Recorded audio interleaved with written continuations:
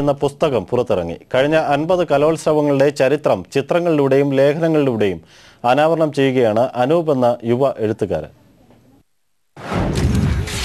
ആദ്യ കലോത്സവം മുതൽ കോഴിക്കോട്ടെ സുവർണ ജൂബിലി കലോത്സവം വരെ സ്കൂൾ കലോത്സവങ്ങൾ പിന്നിട്ട വഴികൾ സമഗ്രമായി അവതരിപ്പിക്കുകയാണ് കലോത്സവങ്ങളിലൂടെ എന്ന ഗ്രന്ഥം. ഓരോ വർഷത്തെയും വിജയികളുടെ പേര് വിവരങ്ങളും കലോത്സവവുമായി ബന്ധപ്പെട്ട 5000-ഓളം ചിത്രങ്ങളും ഗ്രന്ഥത്തിൽ ഉൾക്കൊള്ളിച്ചിരിക്കുന്നു. കലോത്സവ വേദികളിൽ നിറഞ്ഞ ആവേശക്കാഴ്ചകളും ആഘോഷങ്ങളും വികാര വിക്ഷോഭങ്ങളും വായനക്കാരനുമായി പങ്കുവെക്കുകയാണ് ഇതിലെ ഓരോ ചിത്രവും.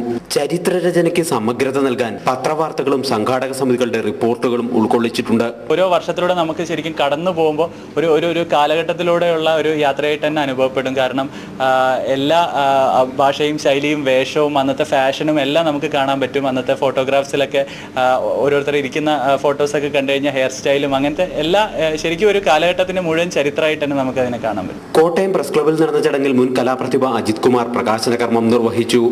ഒരു വർഷത്തോളം നീണ്ടുനിന്ന കഠിന പ്രയത്നമുണ്ട് 5000-ലധികം പേജുകളുള്ള ഈ പുസ്തകരചനയ്ക്ക് പിന്നിൽ. ലോകത്തിലെ ഏറ്റവും വലിയ കലാമേളയുടെ ചരിത്രം അതിന്റെ സമഗ്രതയോടെ വായനക്കാരിലേക്ക് എത്തിക്കാൻ കഴിഞ്ഞതിന്റെ ആഹ്ലാദത്തിലാണ് കോഴിക്കോട് സ്വന്തമായി പുസ്തക പ്രസാധനശാല നടത്തുന്ന ഈ MBA ബിരുദധാരി. News bureau, Kottayam.